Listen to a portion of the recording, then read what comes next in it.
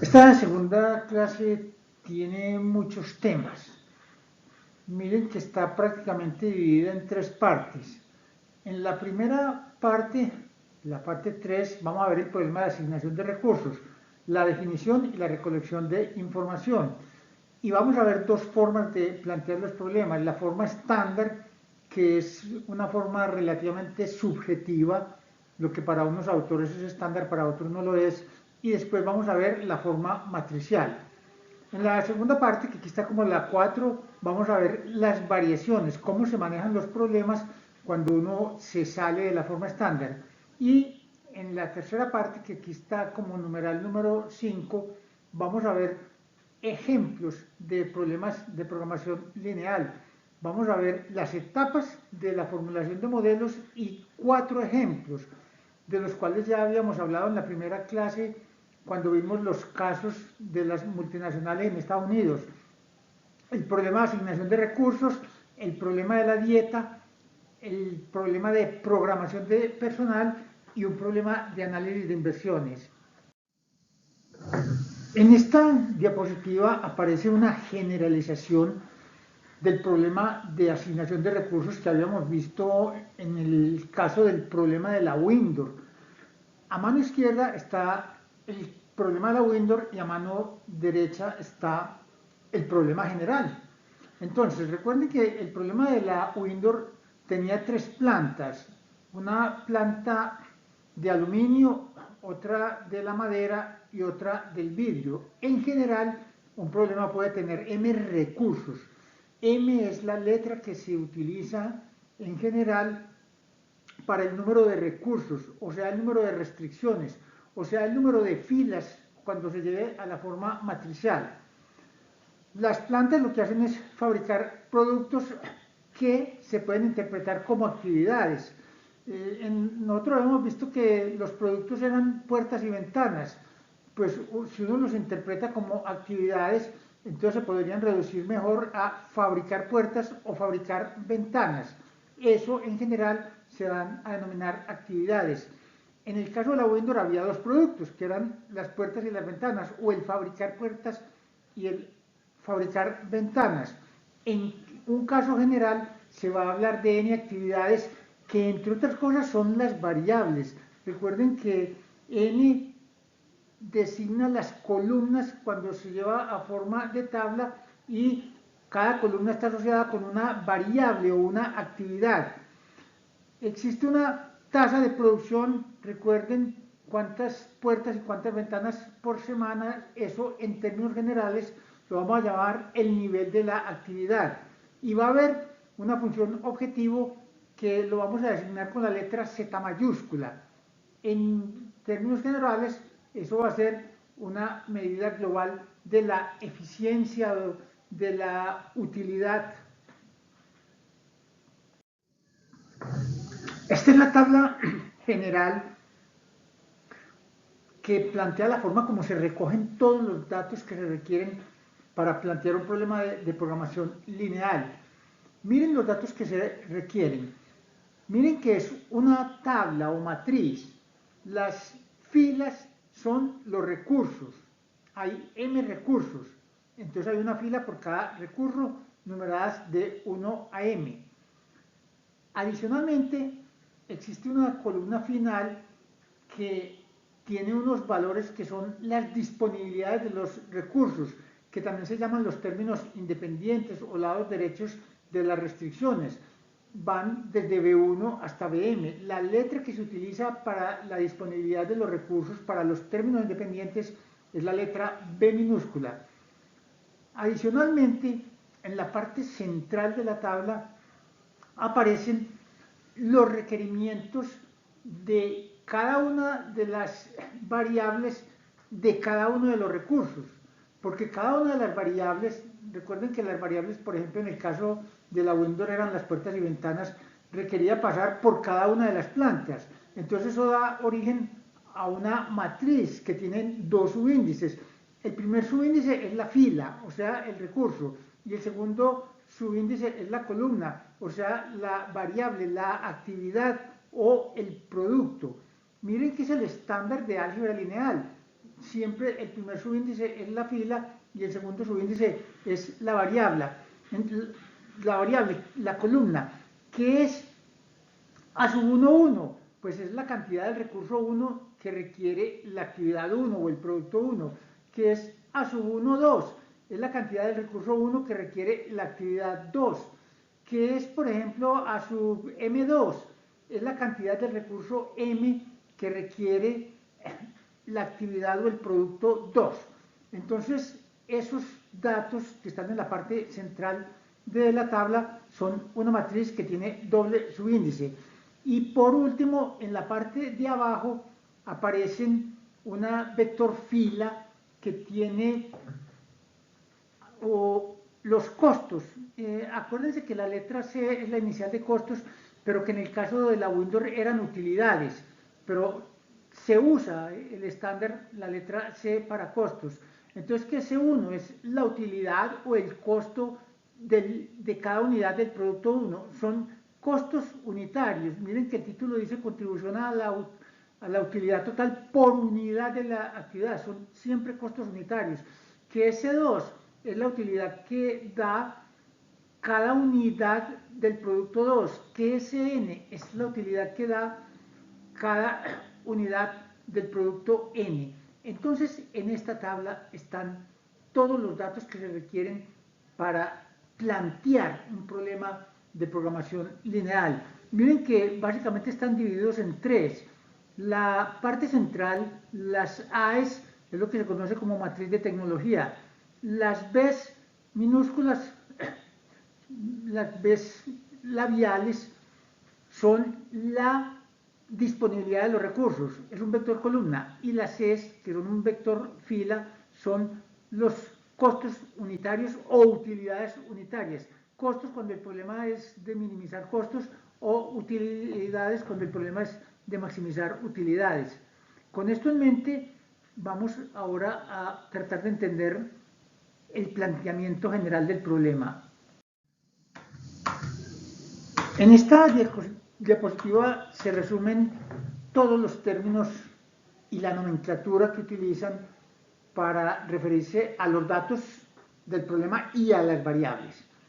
Entonces, XJ, que son las variables, es lo desconocido, es lo que yo necesito calcular, me lo tiene que entregar el algoritmo cuando se resuelve el problema, es el nivel de la actividad J, o si no se piensa en la actividad sino en el producto, es la cantidad del producto J.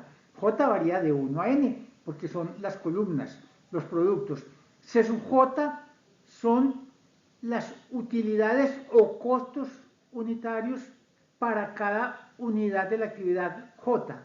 Ya habíamos visto que para esto se estandarizó la letra C, que es la inicial de costos. Z mayúscula es el valor de la función objetivo total o la utilidad total o el costo total de todos los productos o todas las actividades de la empresa. B sub I es la cantidad del recurso I disponible para repartir entre todas las actividades. Recuerden que la I varía desde 1 hasta M, porque son por filas. En cambio, la J varía desde 1 hasta N porque es por columnas. Y por último, a sub IJ, esa tiene doble subíndice. El primer subíndice es el recurso y el segundo subíndice es la actividad. Entonces, ¿qué es a sub IJ? Es la cantidad del recurso I que requiere una unidad del producto J o de la actividad J. Vamos entonces a plantear la forma estándar, que hemos dicho que la forma estándar depende del autor. Como nosotros estamos siguiendo el libro de Hillier, esta es la forma estándar para Hillier. ¿Qué es estándar para Hillier? Cuando se habla de un problema en forma estándar para Hillier, se hace referencia a que el problema es de maximización.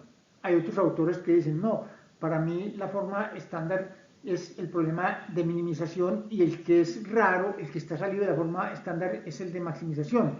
En cambio, Hillier toma como estándar el problema de maximización. ¿Qué es la segunda característica de los problemas en forma estándar de Hillier? que todas las restricciones son de tipo menor o igual. Miren ahí que todas aparecen con signo menor o igual. Y una tercera característica de la forma estándar para Hillier es que todas las variables son mayores o iguales que cero, o sea, no pueden tomar valores negativos. Entonces miren cómo se plantea un problema de programación lineal. Lo primero que se hace es definir la función objetivo, que en este caso es maximizar z es la función objetivo, c1x1 más c2x2, puntos suspensivos más cnxn. Esa es la utilidad total de la empresa. ¿Qué es C1X1? Es la utilidad que obtiene la empresa por producir X1 unidades del producto 1 o de la actividad 1 si cada unidad de ese producto o actividad da C1 de utilidad. ¿Qué es C2X2?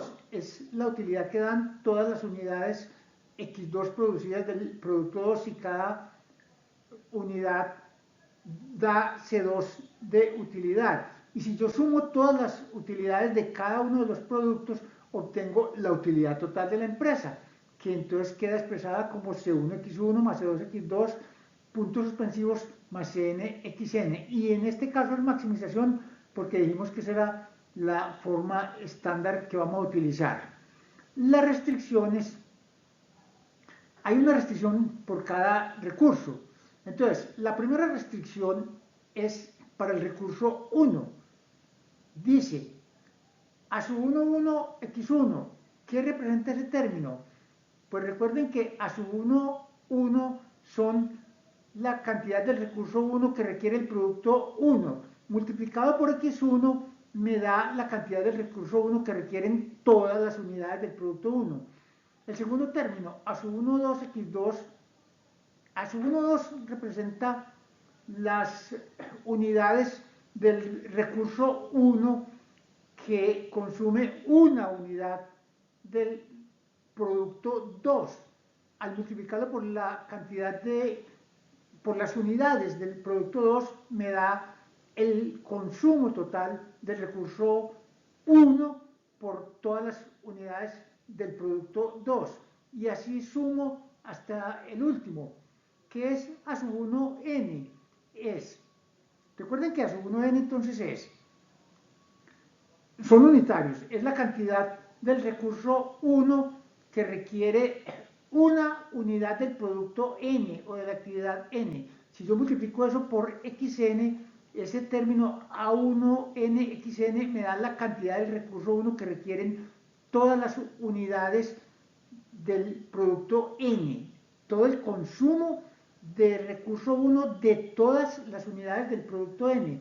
Si yo sumo el consumo de recurso 1 de todos los productos, me da el consumo de recurso 1 total y yo tengo la restricción de que lo que tengo disponible, que es B1, lo que tengo disponible del recurso 1, entonces el consumo de todo lo que yo produzca no puede exceder la disponibilidad del recurso 1. Esa restricción que se planteó para el producto 1, pues así como esa se puede plantear una para cada uno de los recursos y es lo que aparece a continuación en los renglones siguientes. La última, la del recurso M, miren que es a sub m1x1 más a sub m2x2 más a sub mnxn menor o igual que bm y me da en el lado izquierdo del menor o igual lo que consumen todos los productos o actividades del recurso M y B sub M es la disponibilidad del recurso M. O sea que esa restricción me está diciendo, usted no se puede gastar más de lo que tiene disponible de ese recurso. Miren que todas las restricciones son de tipo menor o igual. No es que todos los problemas tengan que ser con las restricciones de tipo menor o igual, sino que esa es la forma estándar. Cuando un problema no cumple eso, se dice que está salido de la forma estándar.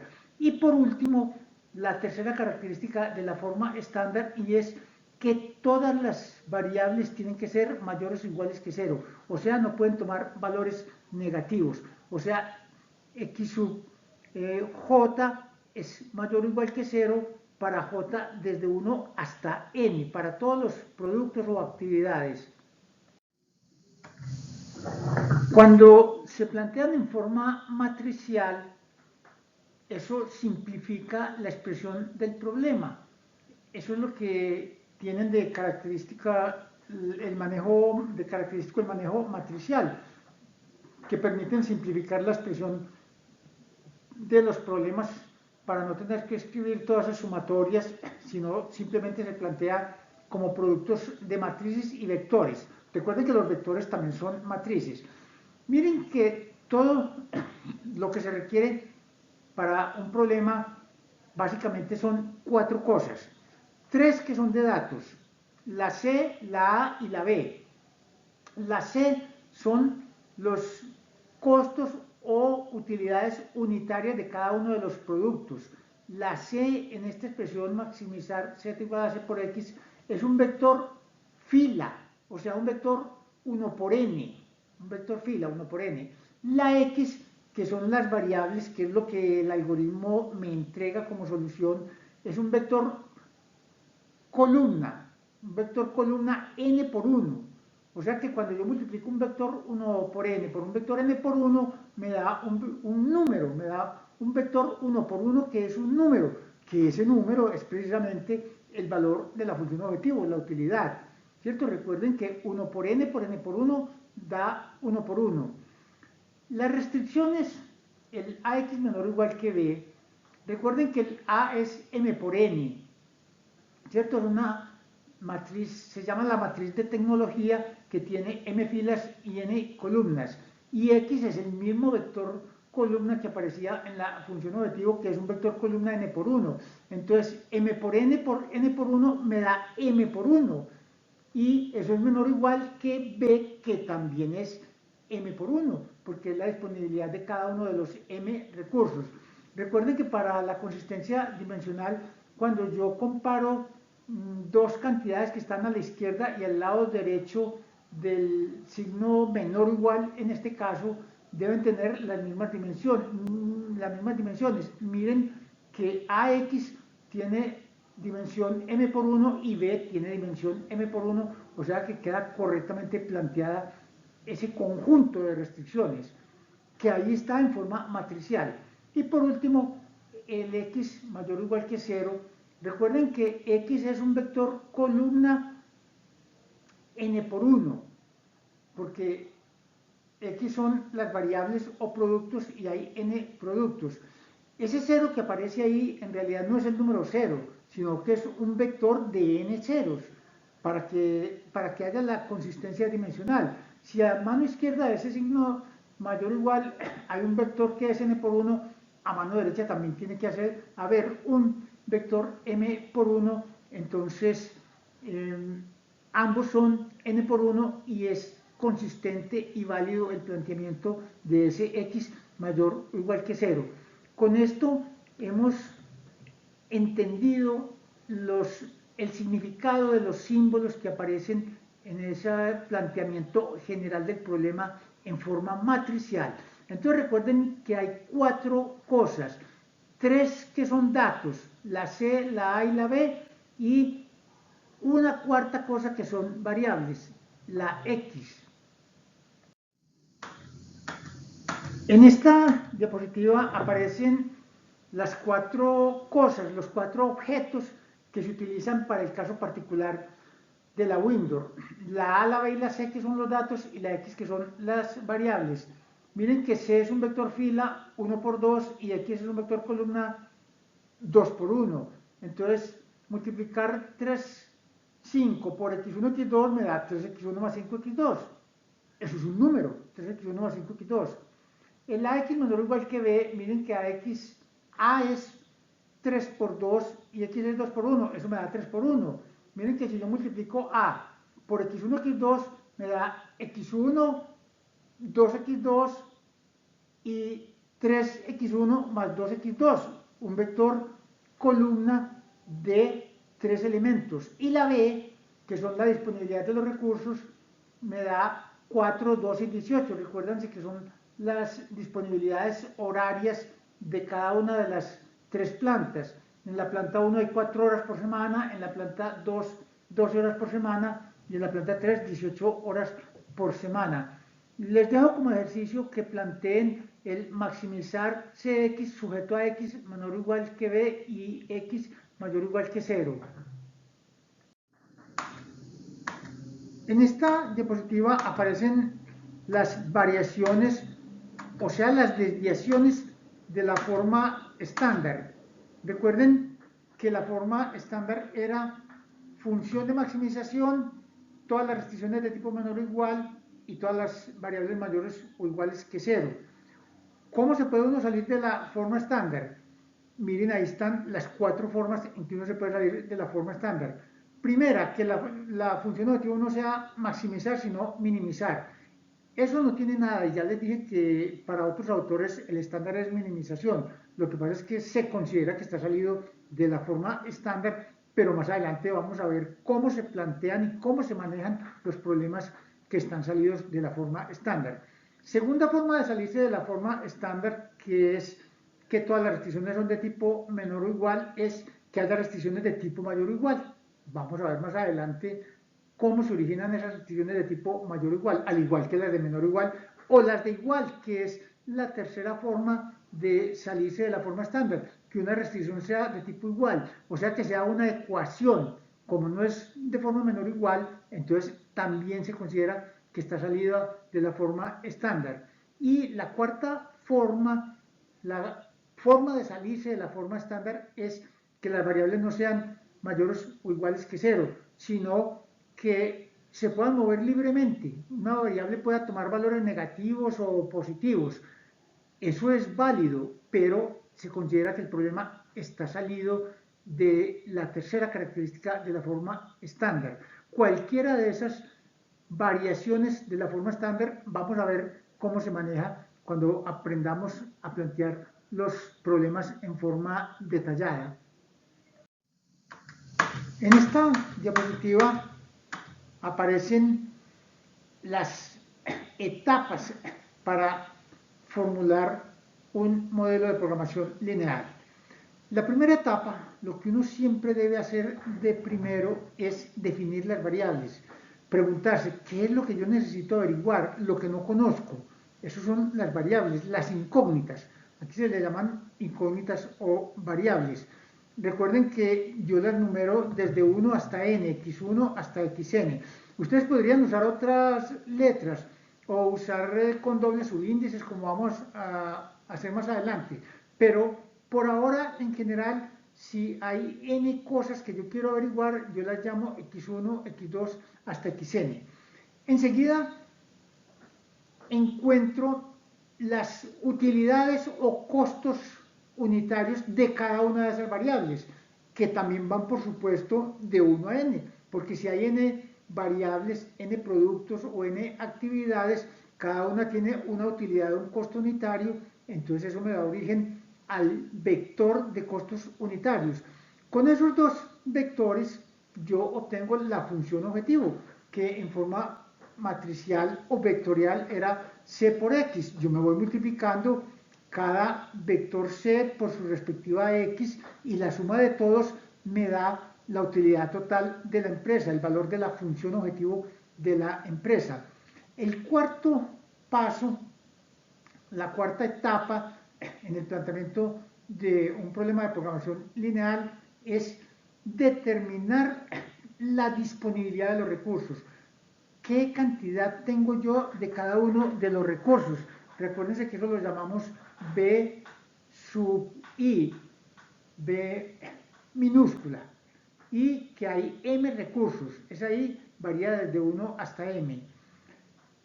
La quinta etapa es encontrar los coeficientes tecnológicos, o sea, la matriz A. Recuerden que esa es matriz, porque yo necesito para cada producto ver cuánto consume de cada recurso. Entonces yo necesito dos subíndices, una que me identifique el recurso, que es el primer subíndice, la fila, y una segunda subíndice, un segundo subíndice, que es la columna que me representa la variable o el producto, ¿cierto? Eso es lo que es el A sub i j, es la cantidad del recurso I que consume una unidad del producto J. Con la matriz A ya definida y con las X ya definidas también, que las vimos en el paso 1, yo planteo en forma matricial el AX menor o igual que B, y eso se llaman las restricciones funcionales o estructurales. Aquí las llamamos funcionales, pero también se le conoce como restricciones estructurales. Y por último viene el planteamiento de las condiciones de signo de las variables, que todas las variables tienen que ser mayores o iguales que 0, porque esa es la forma estándar que estamos utilizando. Entonces, con estas etapas sabe uno el orden en que tiene que empezar a definir cada uno de los elementos que entran en un problema y a plantear las restricciones y la función objetivo. Vamos a ver ahora entonces 4 ejemplos para tratar de entender el planteamiento de problemas de programación lineal. Este primer problema es de asignación de recursos. Miren en qué consiste este problema. Leámoslo. Dice, el señor Martínez tiene un camión con capacidad interior de 20 toneladas en el cual transporta mercancía. O sea, tiene un camión con capacidad de 20 toneladas. Miren que aquí nos estamos preocupando por el peso. Podría haber restricciones de volumen también, que uno no quiera exceder el volumen. Aquí no vamos a hacer caso del volumen, simplemente la restricción es de peso. No se pueden transportar más de 20 toneladas en el camión porque esa es la capacidad.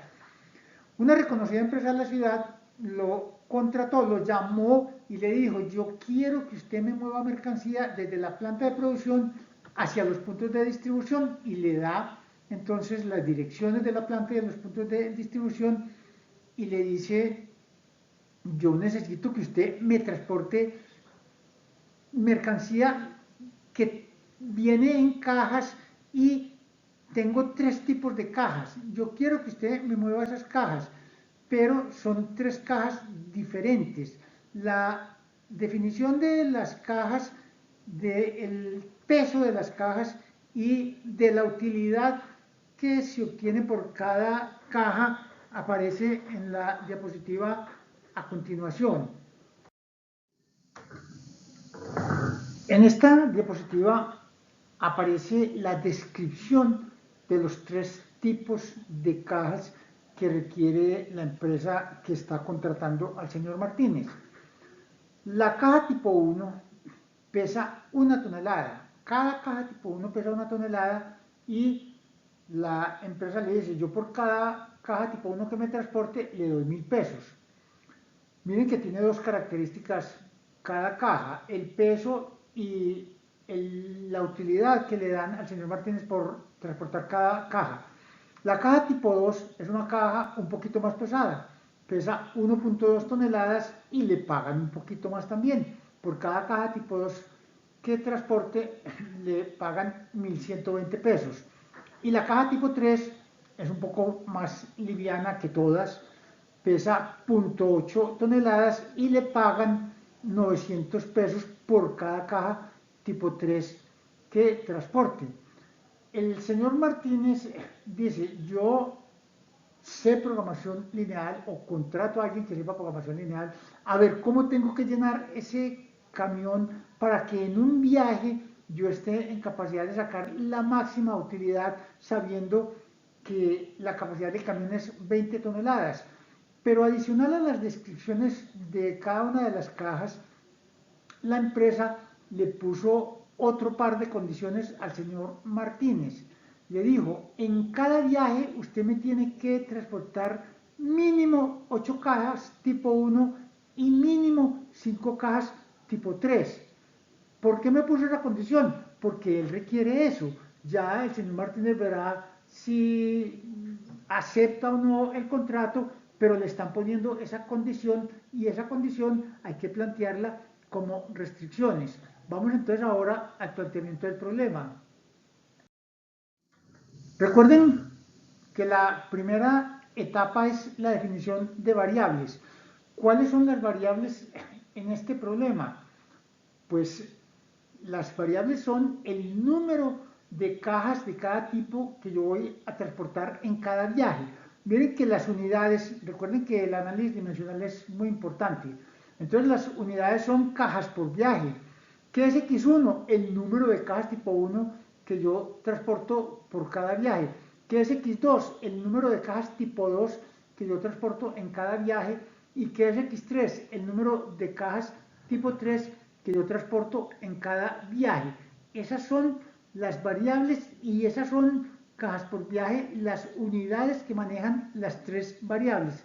Las tres están expresadas en las mismas unidades, en cajas por viaje.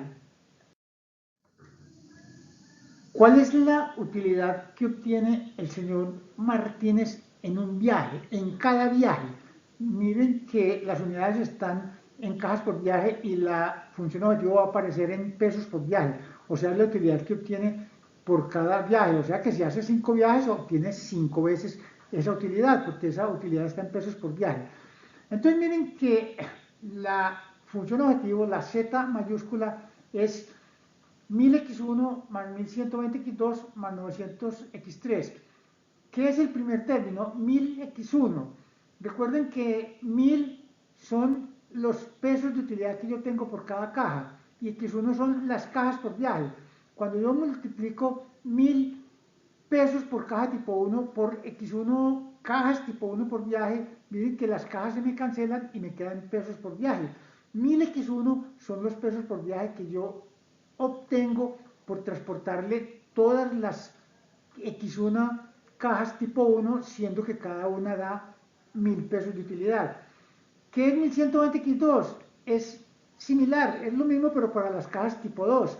Cada caja tipo 2 me da 1120 pesos y yo transporto X2 cajas. Miren que el análisis dimensional es el mismo.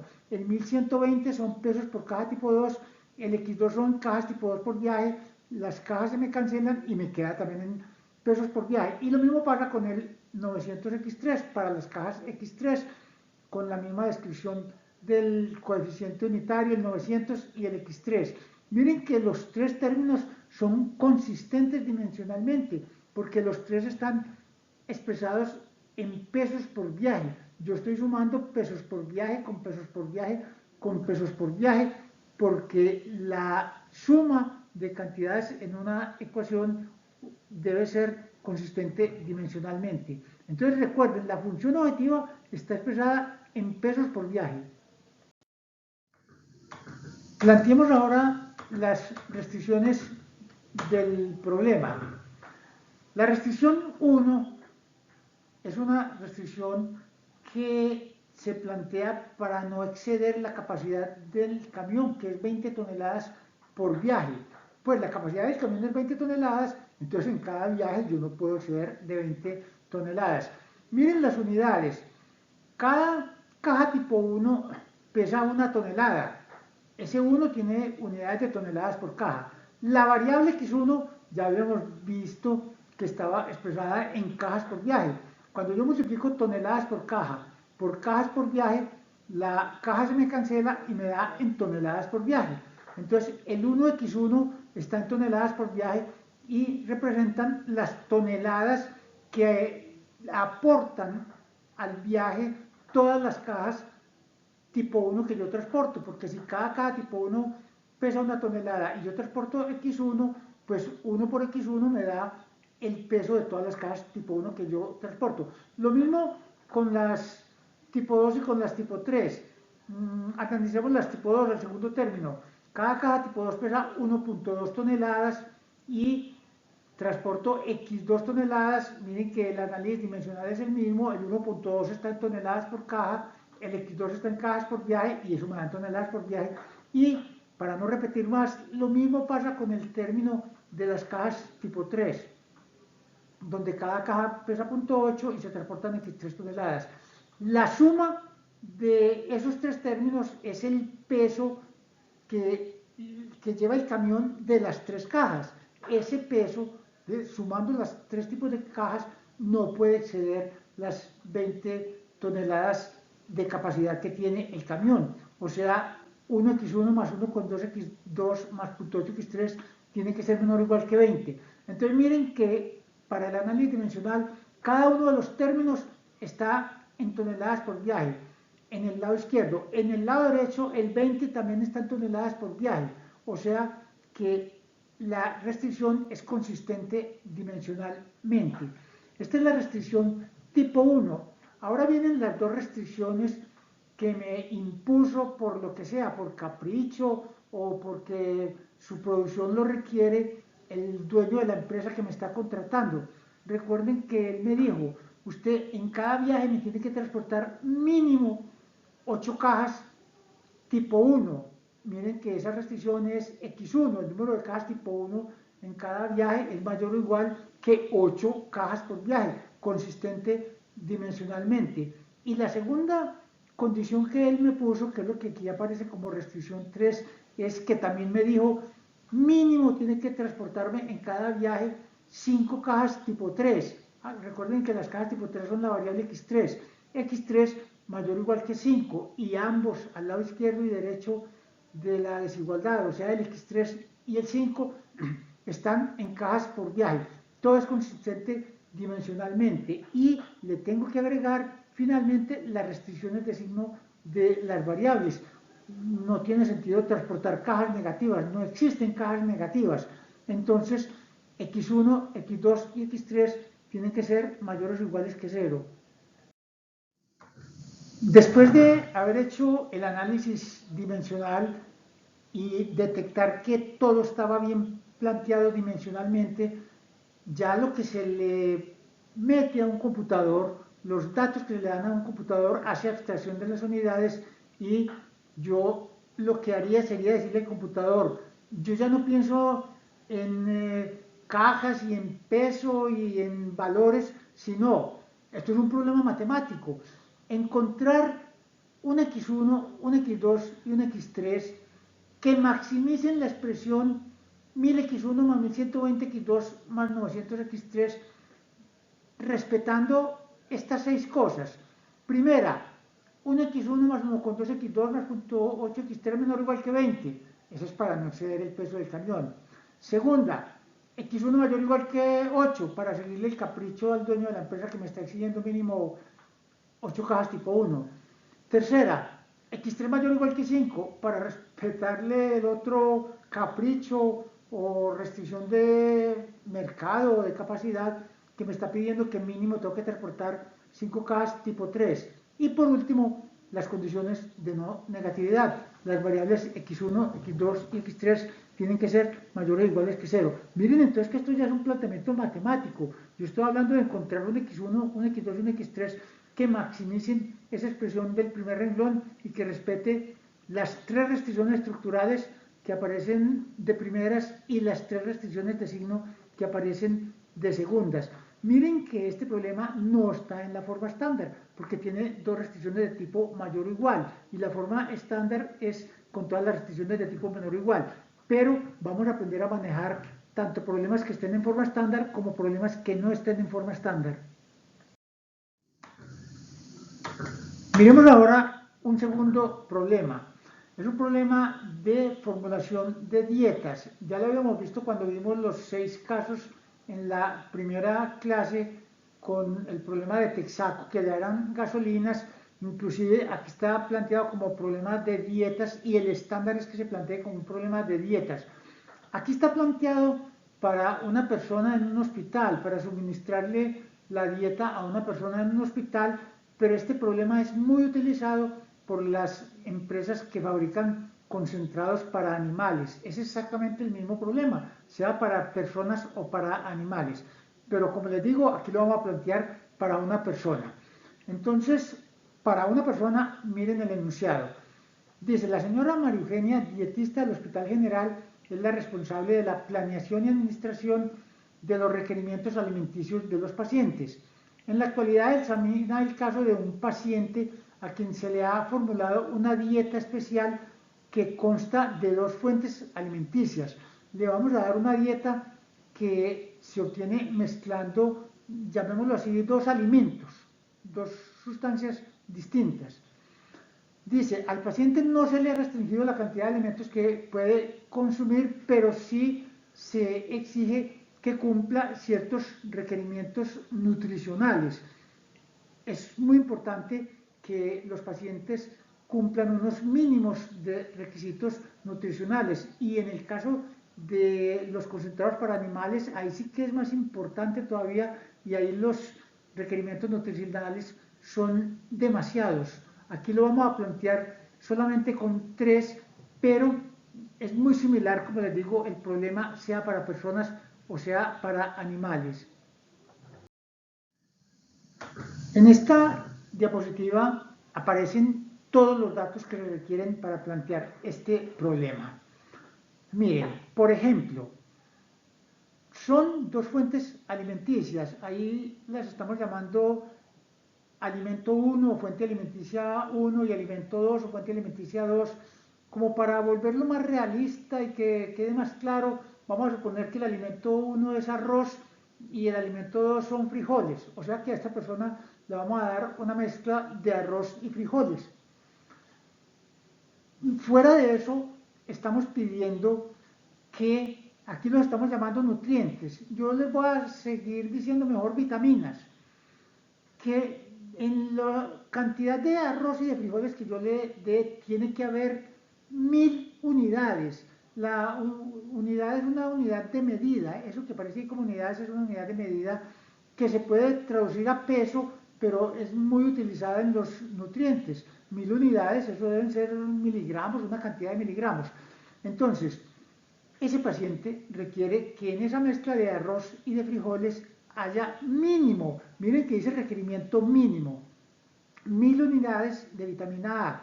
Fuera de eso, tiene que haber en la mezcla de arroz y frijoles que se le va a dar mínimo 2000 unidades de vitamina B. Y adicionalmente, tiene que haber en esa mezcla de arroz y frijoles que se le va a dar a ese paciente mínimo 1500 unidades de vitamina C. Yo tengo esos requerimientos. Adicionalmente, viene en las 2 columnas a continuación lo que es la matriz de tecnología del problema. Son los contenidos de cada una de las fuentes del arroz y de los frijoles de cada una de las vitaminas. Entonces, la tercera columna, donde dice contenido por onza del alimento 1, o sea, del arroz, me está diciendo, vea, cada onza de arroz, aquí estamos utilizando las unidades americanas, las unidades gringas, pues que son más malucas de utilizar que el sistema decimal de nosotros, que es en kilos, pero como he sacado un libro gringo, pues hagámoslo así en onzas. Entonces, esa tercera columna me está diciendo, una onza de arroz tiene 100 unidades de vitamina A, 400 unidades de vitamina B y 200 unidades de vitamina C. Y la última columna me dice, una onza de frijoles tiene 200 unidades de vitamina A, 250 unidades de vitamina B y 200 unidades de vitamina C. Esos 6 datos constituyen la matriz de tecnología. Miren que adicionalmente hay una fila en la parte de abajo de esa matriz donde está el costo. Y esos datos de costo me están diciendo, miren que ese ya está en pesos por libra. Ahora tengo que hacer una conversión de unidades, porque los contenidos están en unidades de vitamina A, B y C por onza, en cambio este peso está por libra. Y como yo tengo que ser consistente dimensionalmente, ahora hacemos la conversión. Entonces, una libra de arroz vale 6 pesos y una libra de frijoles vale 8 pesos. La pregunta es, ¿cuánta cantidad de arroz y de frijoles debo yo darle a esta persona para que logre las cantidades que requiere, que mandó el médico o el nutricionista de vitamina A, de vitamina B y de vitamina C, de tal forma que suministrar esa dieta salga lo más barato posible, lo menos costoso posible para el hospital? Recuerden que el primer paso, la primera etapa en cualquier problema es la definición de las variables. ¿Qué es lo que tengo yo que determinar en este problema? Esas son las variables. Lo desconocido, pues cuántas onzas le voy a dar a este paciente de arroz, que es el alimento tipo 1, y la variable x2, cuántas onzas le voy a dar yo a este paciente de frijoles, que es el alimento tipo 2. Miren que me decidí por onzas, porque había datos de peso que estaban en onzas y en libras. Me fui por onzas, entonces x1 es número de onzas de arroz y x2 número de onzas de frijoles. Ahora hay que hacer la conversión de los datos que aparecen en libras para pasarlos a onzas.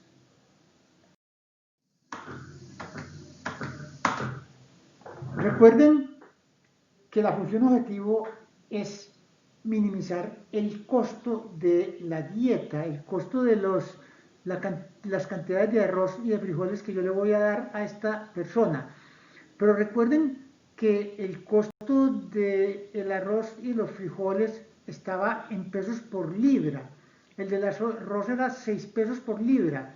Pues si yo multiplico 6 pesos por libra por una libra que tiene 16 onzas, libra se me cancela y eso me da en pesos por onza. Entonces 6 pesos por libra al multiplicar por 1 sobre 16 o dividir por 16 me da 0.375 pesos por onza. Lo mismo hago con el costo de los frijoles.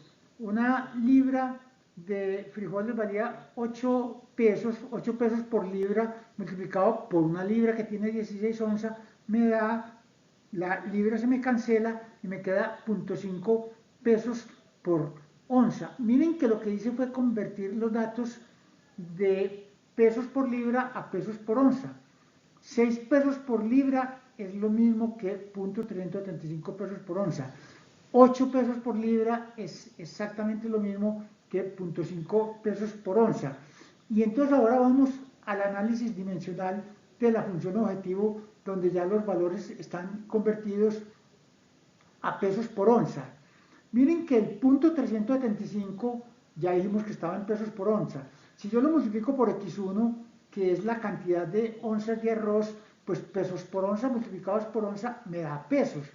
O sea, 0.375x1 es el costo del arroz que se le va a dar a esta persona. 0.5x2 es lo mismo, pero para los frijoles. 0.5 es el costo de una onza de frijoles multiplicado por la cantidad de onzas de frijoles me da el costo en pesos de todas las onzas de frijoles que le voy a dar. Si yo sumo el costo del arroz más el costo de los frijoles, me da el costo de la dieta, el costo de la mezcla de arroz y de frijoles, y ambos términos están en pesos, o sea que eso es consistente dimensionalmente. Miren como insisto yo de bastante en la consistencia dimensional.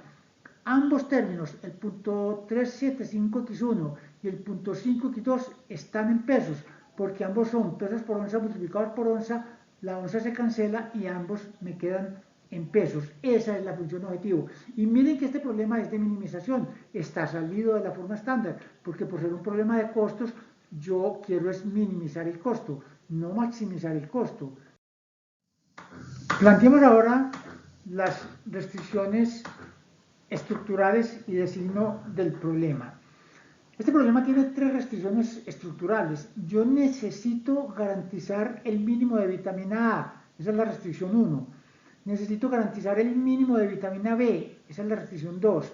Y necesito garantizar el mínimo de vitamina C, esa es la restricción 3. Empecemos por la 1. El nutricionista o el médico pidió que en la mezcla de arroz y frijoles debía haber por lo menos 1000 unidades de peso de vitamina A. Entonces miren que yo tengo al lado izquierdo 100x1 más 200x2. El 100, recuerden que son las unidades de peso que tiene de vitamina A, las unidades de peso de vitamina A que tiene una onza de arroz. Multiplicada por las onzas de arroz, ese término 100x1 me está expresando la cantidad de vitamina A que se está sacando de todo el arroz que se le da a la persona. El segundo término, 200x2, representa la cantidad de vitamina A que se está sacando de todas las onzas de frisoles que se le están dando a la persona, porque cada onza de frisoles da 200 unidades de peso de vitamina A, multiplicado por la cantidad de onzas que le doy de frijoles, pues me da la vitamina A que sale de los frijoles.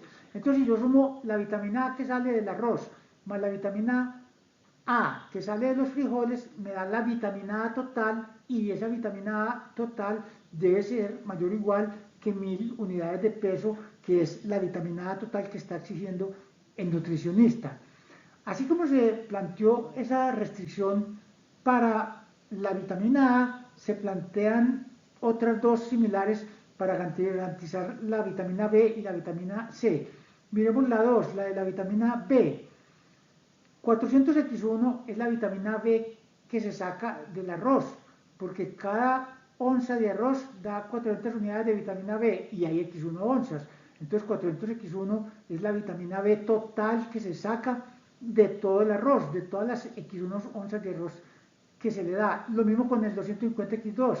Cada onza de frijoles da 250 unidades de peso de vitamina B, multiplicado por las onzas de frijoles, pues me da la vitamina B que sale de las x2 onzas de frijoles. Entonces, 400x1, que son la vitamina B que sale del arroz, más 250x2, que es la vitamina B que sale de los frijoles, me da la vitamina B total mayor o igual que las 2000 unidades de vitamina B que está exigiendo el nutricionista o el médico. La restricción 3 es exactamente lo mismo, ya no la voy a repetir, pero para la vitamina C.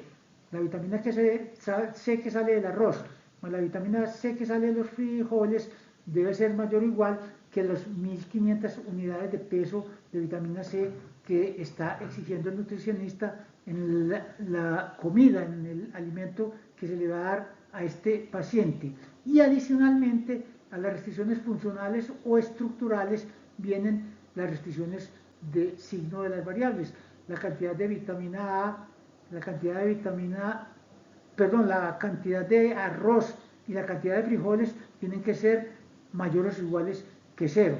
Yo no le puedo dar a una persona una cantidad negativa de arroz o una cantidad negativa de frijoles. Todo ese planteamiento anterior de la función objetivo y de las restricciones se resume en este problema matemático. Ya no vamos a hablar de que x1 y x2 son onzas de arroz y onzas de frijoles, sino que es un problema matemático encontrar un x1 y un x2 que minimicen la expresión .375x1 más .5x2 sujeto a, o sea, que respete estas 5 restricciones. Que 100x1 más 200x2 sea mayor o igual que 1000. Yo sé que eso es para garantizar la vitamina A. Que 400x1 más 250x2 sea mayor o igual que 2000. Yo sé que eso es para garantizar el requerimiento de vitamina B. Y que 200x1 más 200x2 sea mayor o igual que 1500. Yo sé que eso es para garantizar el requerimiento de vitamina C. Y que x1 y x2 sean mayores o iguales que 0 para no darle cantidades negativas de arroz y de frijoles. Eso es un problema matemático.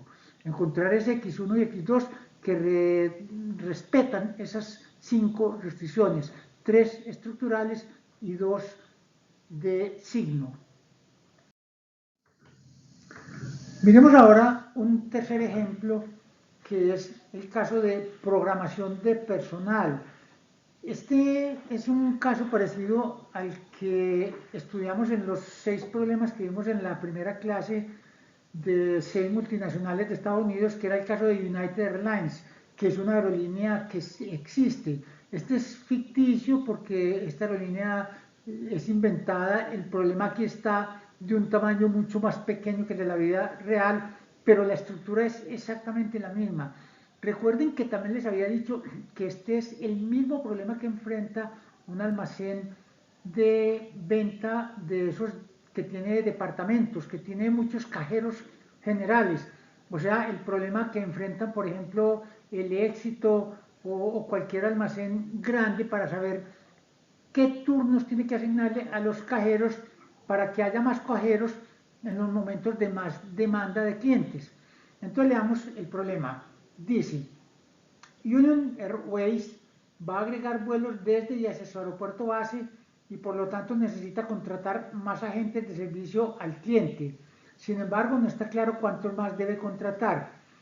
La administración reconoce la necesidad de controlar el costo y al mismo tiempo brindar un nivel de atención satisfactorio. Se ha realizado un análisis del número mínimo de agentes de servicio que deben encontrarse de guardia en diferentes momentos del día para proporcionar un nivel satisfactorio de servicio. Todos los datos para plantear este problema aparecen en esta tabla. Miren entonces los datos del problema. Miren que hay 5 tipos de turnos.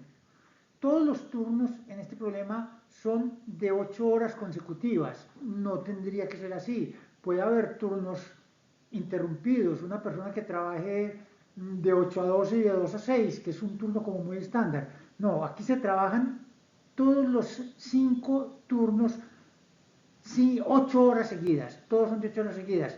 Miren entonces que el turno 1, el turno tipo 1, entra a las 6 de la mañana y sale a las 2 de la tarde. El turno tipo 2 entra a las 8 de la mañana y sale a las 4 de la tarde. El turno tipo 3 entra a las 12 del día y sale a las 8 de la noche. El turno tipo 4 entra a las 4 de la tarde y sale a las 12 de la noche. Y el turno tipo 5 entra a las 10 de la noche y sale a las 6 de la mañana del día siguiente. O sea que todos trabajan 8 horas. Miren que las filas de esta matriz son periodos de 2 horas, entre 6 y 8 de la mañana, entre 8 y 10 de la mañana. Miren que casualmente el último periodo no es de 2 horas, sino que es de 6 horas, de 12 a 6 de la mañana. ¿Por qué ese periodo es de 6 horas? Porque sencillamente el requerimiento, el número de agentes que se necesitan entre 12 y 6 es el mismo en cualquiera de las 6 horas. Entonces, para uno no plantear 3 restricciones, sino que con una sola sale, es más sencillo. Pero también se podría poner de 12 a 2, 15 personas, mínimo 15 personas. De 2 a 4, mínimo 15 personas. Y de 4 a 6, mínimo 15 personas. Y plantearía uno 3 restricciones que serían la misma repetida 3 veces. Entonces uno dice, no, de 12 a 6, así este turno, este uso horario, así se llama eso, un uso horario, sea de 6 horas, sea distinto a los demás. No hay problema con eso. Entonces miren que son 5 tipos de turnos, todos de 8 horas. Ahí está la hora de comienzo y la hora de fin. ¿De dónde sale el número mínimo de agentes necesarios? Por ejemplo, ¿por qué entre 6 de la mañana y 8 de la mañana tiene que haber 48 personas atendiendo? Y entre 8 y 10 de la mañana ya debe haber 79 personas atendiendo. Miren que cuando yo digo 48 personas atendiendo, a mí no me importa, a la empresa no le importa a qué horas empezó, sino que entre 6 y 8 haya 48 personas, que entre 8 y 10 haya 79 personas. Miren que entre 8 y 10 hay 2 turnos que están trabajando, el 1 y el 2, por eso tienen chulitos los dos. Miren que el 1 entra a las 6 y sale a las 2, o sea que está trabajando entre 8 y 10. Y el 2 entra a las 8 y sale a las 4, también están trabajando entre 8 y 10.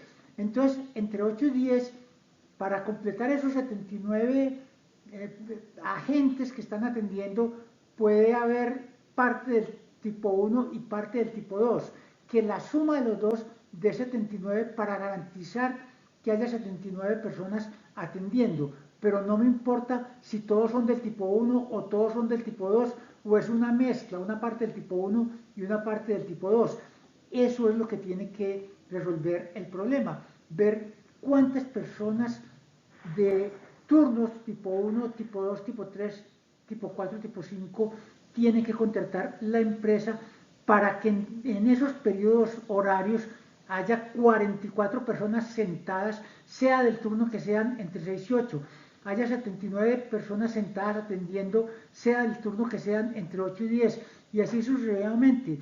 Por ejemplo, entre 6 y 8 de la tarde debe haber 82 personas sentadas, sea del turno que sean. Entonces miren que una cosa es la cantidad de personas que están atendiendo y otra cosa es qué turno, qué contrato es el que tienen. Miren que aparecen entonces los datos de esos requerimientos mínimos. Preguntaba yo, ¿de dónde sale ese requerimiento mínimo? Porque entre 6 y 8 se requieren 48 personas. Para responder esa pregunta se necesita un estudio de teoría de colas. La parte del curso de investigación de operaciones donde se ve teoría de colas se enseña a determinar cuántas personas deben estar atendiendo para que la espera, el tiempo de espera en la fila no exceda de un tope. Eso se determina por medio de teoría de colas. Como este problema no es de teoría de colas, tomamos eso como un dato dado. O sea, yo sé que entre 6 y 8 necesito 48. Yo sé que entre 8 y 10 debe haber 79 personas atendiendo. Se ve que entre 8 y 10 hay un número mucho más grande de gente que llega a comprar, a que les atiendan sus tiquetes. Entonces tomémoslo como un dato dado, pero ya saben que eso se determina por teoría de colas. Ya se hizo el estudio de teoría de colas que nos determinó esos números. Miren que adicionalmente hay una fila en la parte de abajo asociada con cada uno de los 5 turnos y es el salario diario. Una persona que hace el turno 1 se gana 170 pesos por día. Una persona que hace el turno 2 gana un poquito menos, 160 pesos por día. ¿Por qué? Porque es un turno más agradable. De entre 8 y 4 de la tarde, es más agradable el de las 6 de la mañana, le toca un madrugón muy duro, eso hay que pagarlo. Miren que, por ejemplo, el turno 5, que entra a las 10 de la noche y sale a las 6 de la mañana, pues es un turno muy bravo, es un turno que a nadie le gusta. Eso es vivir de noche en vez de vivir de día. Entonces, por eso ese turno tiene un salario más alto, 195 pesos por día, 195 pesos por las 8 horas. No solo es porque sea bueno o maluco, sino que legalmente, por lo menos en Colombia, hay que pagar unos recargos nocturnos. El caso es que sea por lo que sea, por legalidad o porque se ofrezca un mejor salario para atraer gente que trabaje en eso, esos son los salarios de esos turnos. Una persona que hace el turno 1 se gana 170 pesos por día hasta el último. Una persona que hace el turno 5 se gana 195 pesos por día. Con todos esos datos de los usos horarios, de los 5 turnos, de los requerimientos en cada uno de los usos horarios de 2 horas y de 6 horas y con los salarios diarios de cada una de las personas tipo 1, tipo 2, tipo 3, tipo 4 y tipo 5, la pregunta es, ¿cuántas personas tipo 1, tipo 2, tipo 3, tipo 4 y tipo 5 tengo yo que contratar para minimizar el costo de la nómina de la empresa y garantizar los mínimos que están en la última columna de esta diapositiva? En esta diapositiva está la descripción de algunas de las características que inclusive ya las habíamos mencionado. Leamos las características. Se ha acordado que cada agente trabaje un turno de 8 horas, 5 días a la semana en los turnos mostrados en la tabla anterior. Miren que los 5 días de la semana son iguales.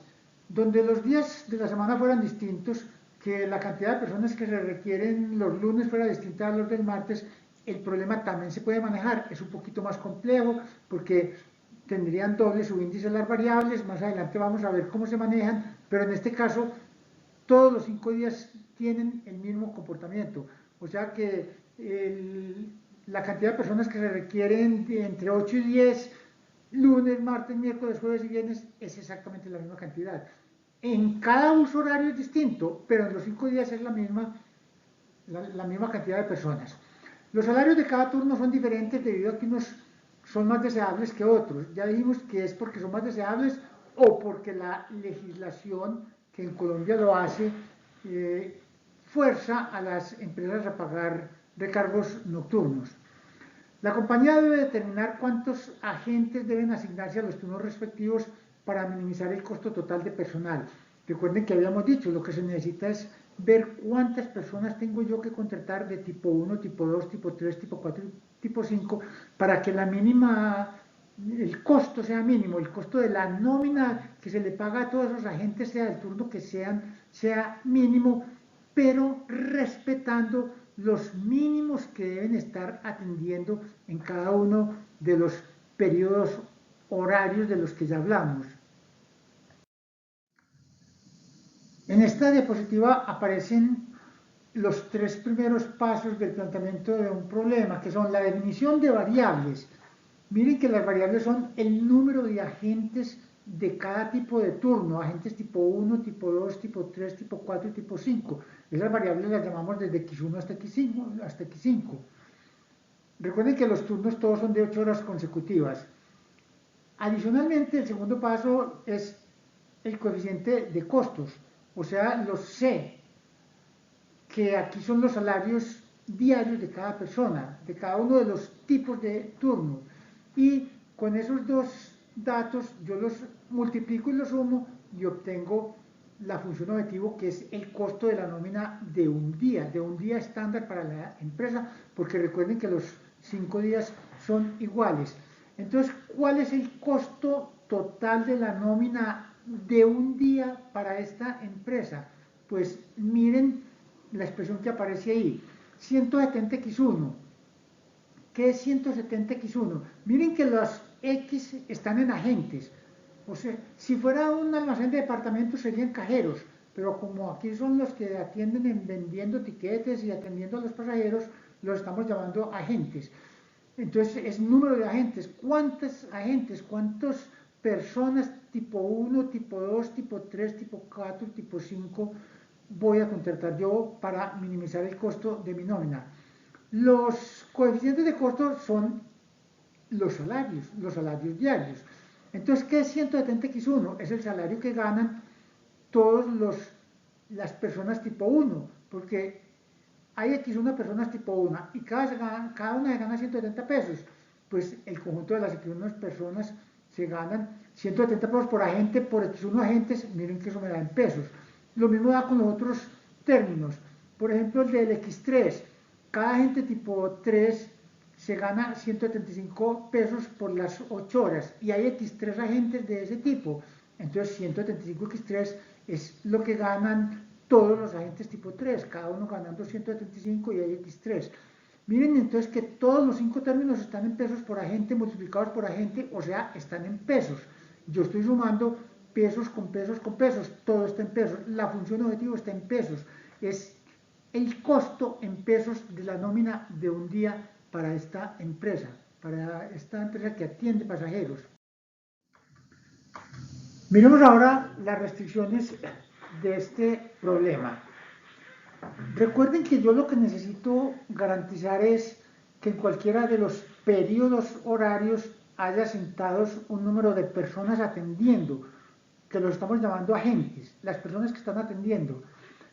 Entonces yo necesito una restricción para garantizar ese mínimo. Recuerden que es un mínimo, entonces son restricciones de tipo mayor o igual.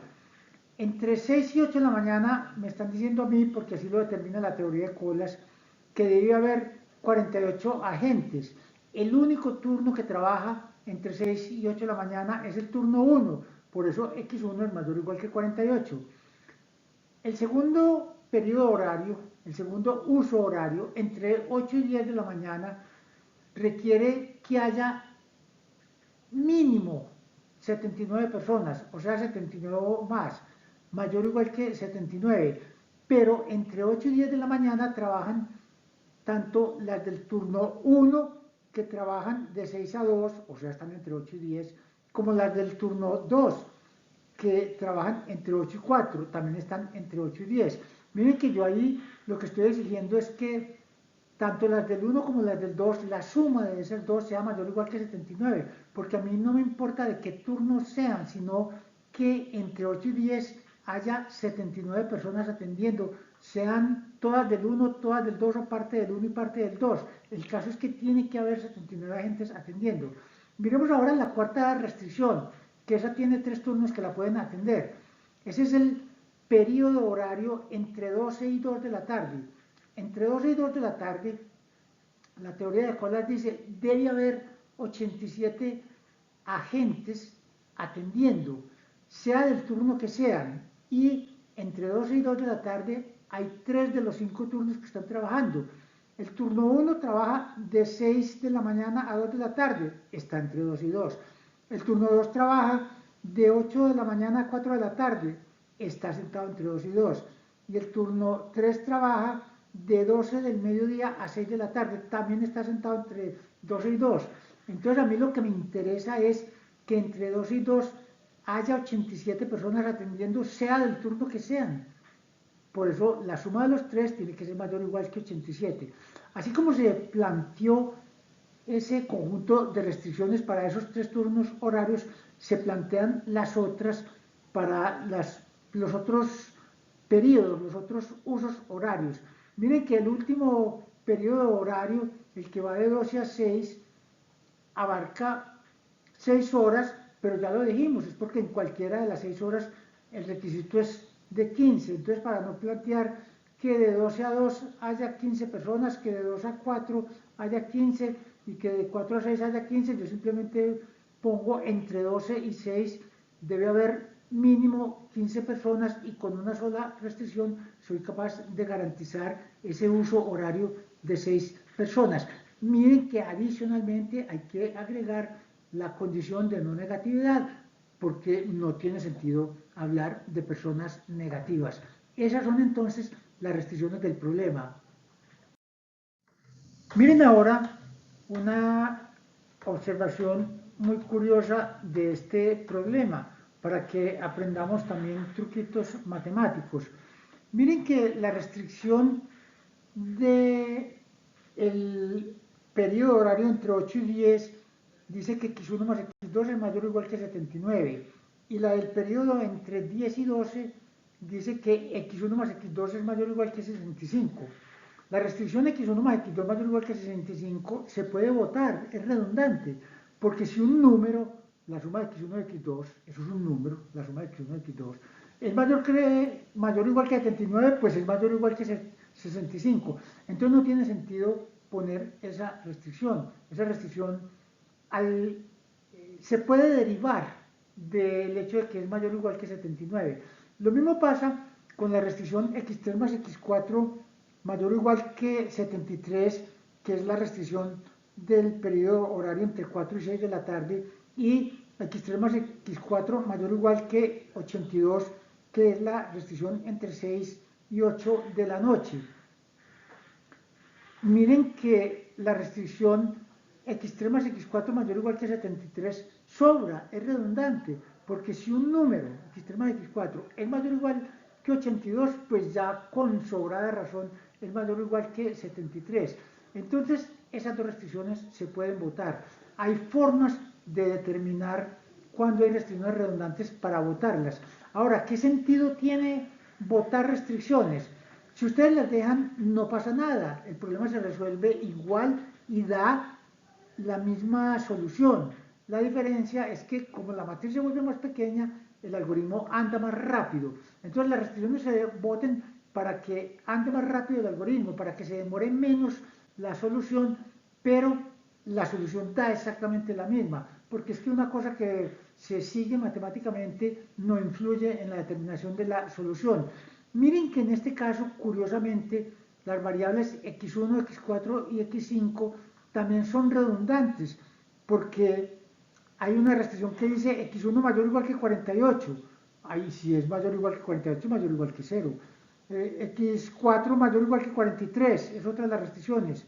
Y eso, si es mayor o igual que 43, mayor o igual que 0. Y hay otra restricción que dice x5 mayor o igual que 15. Y si es mayor o igual que 15, es mayor o igual que 0.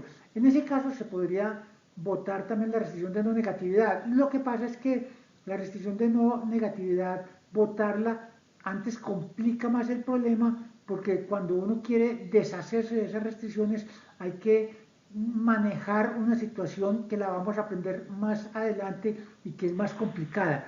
Pero las dos que acabamos de ver, las de X1 más X2 y las de X3 más X4, definitivamente sí es aconsejable, aunque no necesario, deshacerse de ellas, botarlas para darle velocidad al algoritmo en el momento de la solución.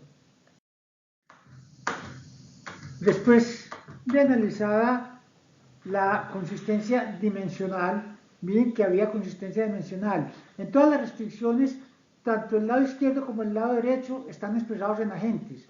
El X1 son agentes, el 48 son agentes. El X1 y el X2 son agentes, el 79 son agentes. Todas las restricciones tienen el lado izquierdo y el lado derecho en agentes. Y la función objetivo, toda está en pesos, porque los coeficientes 170 son pesos por agente, al multiplicarlo por agentes me da en pesos. Los 5 términos están en pesos, entonces hay consistencia dimensional. Entonces, ya entendida la consistencia dimensional, uno lo que le pide al modelo matemático es, encuentre un X1, un X2, un X3, un X4 y un X5 que minimizan la expresión 170X1 más 160X2 más 175X3 más 180X4 más 195X5 sujeto a, o sea, respetando las restricciones que aparecen en la parte a continuación.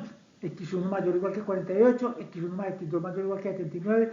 Miren que las redundantes están tachadas, es recomendable votarlas, pero no estrictamente necesario. Y por último, las condiciones de no negatividad. Así es como se plantea este modelo. Recuerden que por ahora los estamos solo planteando, no estamos viendo cómo se resuelven, que eso lo vamos a ver más adelante. Por ahora estamos con el problema de la formulación o el planteamiento del problema. Miremos ahora el caso de un banco que quiere determinar cómo invierte su plata, su dinero. Eso se llama el portafolio de inversiones. Entonces, le damos el problema. Dice, un banco trata de determinar su portafolio de inversiones para el próximo año. Actualmente dispone de $500,000 para invertir en uno de 4 tipos de negocios. Bonos, que es un negocio muy seguro, comprar bonos, o prestar la plata en préstamos hipotecarios para compra de automóviles o para préstamos personales.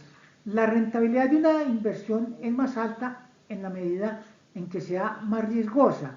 Estas rentabilidades son las que aparecen aquí. Por ejemplo, los bonos dan una rentabilidad del 10% por año. O sea que si usted invierte 1.000 pesos, le dan 1.100 pesos al cabo de un año, le devuelven 1.100 pesos. Si usted presta en un préstamo hipotecario 1.000 pesos, le tienen que devolver al cabo de un año 1.160 pesos. El interés está en pesos por peso por año, por eso el peso se cancela, entonces queda en por año, queda con unidades de año a la menos 1, 10% por año, 16% por año, 13% por año y 20% por año. ¿Cómo se determinan esas rentabilidades? Ya les dije que eso depende del riesgo. Se ve que, por ejemplo, los préstamos personales son los más riesgosos porque tienen un interés muy alto. Claro, prestarle a una persona para que haga lo que quiera con la plata, pues hay más probabilidad de que no pague, por eso le cobra un interés más alto. Cuando se invierte en bonos, que son papeles que emite otro banco o otra empresa, pues eso por ser emitido por otro banco, por otra empresa es más seguro, por eso la rentabilidad que se exige a esa inversión es el 10%. Entonces, con esas rentabilidades y con esa disponibilidad de dinero que tiene el banco de $500,000, él lo que quiere saber es cuánto invierte en cada uno de los 4 tipos de papeles, llamémoslo así, de inversiones: bonos, préstamos hipotecarios, préstamos para compra de automóviles o préstamos personales. Para asegurar la cartera del banco, para que no sea muy riesgosa, entonces el gerente puso 3 restricciones. Leamos esas restricciones. Estas restricciones pueden ser puestas por el banco o existen regulaciones que fuerzan a los bancos a tomar esas restricciones. Hay unas restricciones que son universales, son de talla mundial, que es lo que se llaman las restricciones de Basilea, que las tienen que cumplir todos los bancos porque son exigencias de talla mundial. Independiente de que sean puestas por el banco o de talla mundial, estas son las tres restricciones que se están colocando para evitar correr mucho riesgo. ¿Por qué se quiere evitar mucho riesgo? Porque miren que, por ejemplo, los préstamos personales dan el 20% de rentabilidad. Eso es una rentabilidad muy alta comparada con las otras. Entonces uno podría decir, no, es que yo presto todo en préstamos personales y saco el 20% de rentabilidad en vez del 10%, que es la mitad, si lo pongo en bonos. Sí, pero usted está corriendo un riesgo más alto. Entonces, por eso las empresas, los bancos, en este caso, ponen unas restricciones. ¿Cuáles son esas restricciones? Entonces, para garantizar que no todo se vaya a la actividad más lucrativa, pero también más riesgosa a la vez. Primera, la cantidad invertida en préstamos personales no puede ser mayor que la invertida en bonos. Miren que esos son los más riesgosos, le están poniendo un tope con la menos riesgosa, que es la de bonos. Segunda, la cantidad invertida en préstamos hipotecarios no puede ser mayor que la invertida en préstamos para automóviles. Y tercera, no puede invertirse más del 25% del total en préstamos personales. Miren que esta tercera es una segunda restricción para forzar a no tirar todo hacia la más riesgosa de todas, que son los préstamos personales. Lo máximo que se le está permitiendo al banco, de acuerdo con la iniciativa de la gerencia, es prestar máximo el 25% en préstamos personales. El objetivo es maximizar el rendimiento y eso es lo que vamos a plantear respetando las tres restricciones que acabamos de enunciar. El paso 1 es la definición de las variables. ¿Cuáles son las variables de este problema? Pues cuánto dinero, cuánta plata yo voy a invertir en bonos X1, cuánta plata voy a invertir en préstamos hipotecarios X2, cuánta plata voy a invertir en préstamos para compra de automóviles X3 y cuánta plata voy a invertir en préstamos personales X4. Y todas las cuatro cantidades están expresadas en dólares. Entonces las cuatro variables, lo que yo quiero averiguar es cuántos dólares debo invertir en cada uno de los cuatro tipos de inversiones. Planteemos ahora la función objetivo del problema. Recuerden que habíamos dicho que la función objetivo es la utilidad que tiene el banco de los cuatro tipos de inversiones. Habíamos dicho que, por ejemplo, los bonos daban 0.1 dólares por dólar por año. Vamos a hacer la abstracción del tiempo. En vez de decir que da 0.1 dólares por dólar por año, vamos a suponer que la inversión se hace para un año. Entonces, como ya se sabe que es para un año, vamos a suponer que las unidades son 0.1 dólares por dólar. Lo mismo con los otros tres coeficientes. Por ejemplo, el último, que son préstamos personales. Recuerden que nos daban el 20%. O sea que por cada dólar que yo invierta en préstamos personales, obtengo 0.20 dólares de utilidad, o sea, 0.2 dólares por dólar es número puro. Al multiplicarlo por X1, que también está en dólares, pues número puro por dólares da dólares. Entonces, esa función objetivo está en dólares, porque es número puro, los cuatro coeficientes, multiplicado por los valores de las cuatro variables que están en dólares, y toda la función objetivo está expresada en dólares. Y yo quiero maximizar mi utilidad, maximizar los dólares de utilidad que yo obtengo por repartir las inversiones de esas cuatro formas, como las voy a repartir, como se está planteando en el problema. Miraremos ahora las restricciones del problema. Hay cuatro restricciones. Recuerden, primero, R1, la cantidad invertida en préstamos personales, X4, no puede ser mayor que la invertida en bonos, X1. x4 menor o igual que x1 y miren que hay consistencia dimensional. Ambas variables están en dólares. R2, la cantidad invertida en préstamos hipotecarios x2 no puede ser mayor, o sea, tiene que ser menor o igual que la invertida en préstamos para automóviles x3, x2 menor o igual que x3, también con consistencia dimensional, ambos en dólares. R3, no puede invertirse más del 25% de la cantidad total en préstamos personales. Miren que lo que se invierte en préstamos personales es x4 menor o igual que 0.25, que es un número puro del total, que es x1 más x2 más x3 más x4. Ambas están en dólares, o sea que hay consistencia dimensional. Y la cuarta dice que lo máximo que se puede invertir es $500,000 porque la empresa posee esa cantidad disponible para invertir. X1 más X2 más X3 más X4 menor o igual que 500,000 y ambas están, tanto el lado izquierdo como derecho, en dólares. Los 500,000 son dólares y las cuatro variables también están en dólares. Esas son entonces las cuatro restricciones del problema. En resumen, el problema queda de la siguiente forma. Función objetivo, maximizar z igual .1x1 más .16x2 más .3x3 más .2x4. Recuerden que aquí, ya garantizada la consistencia dimensional, no nos preocupamos de lo que signifiquen las variables. Yo simplemente estoy tratando de averiguar un x1, x2, x3, x4, que cuando el problema me las entregue, yo soy el que les doy la interpretación. Yo sé que x1 es cantidad de dólares que se invirtieron en bonos. La segunda restricción, que allá decía x4 menor o igual que x1, pues se pasa los coeficientes de x todos al lado izquierdo del signo, no hace falta hacerlo, los paquetes aguantarían x4 menor o igual que x1, pero como el planteamiento en la forma matricial es ax menor o igual que b, se le trató de dar esa forma, pero les comento que no hace falta y que cualquier paquete la acepta como está aquí, menos x1 más x4 menor o igual que 0, o directamente x4 menor o igual que x1. Lo mismo pasa con la de x2 y x3, x2 menor o igual que x3, x2 menos x3 menor o igual que 0.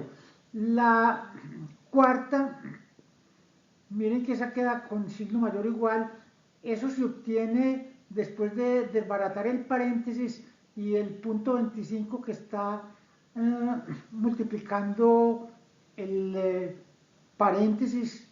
Recuerden esa restricción, pues se desbarata y se agrupan términos semejantes, queda de esa forma. Y la última, que es que la cantidad no puede exceder 500,000, x1 más x2 más x3 más x4 menor o igual que 500,000. Y la condición de no negatividad. Recuerden que aquí yo estoy preocupado de encontrar ese x1, x2, x3, x4 que maximice esa primera función y que respete esas cuatro restricciones estructurales y las cuatro condiciones de no negatividad.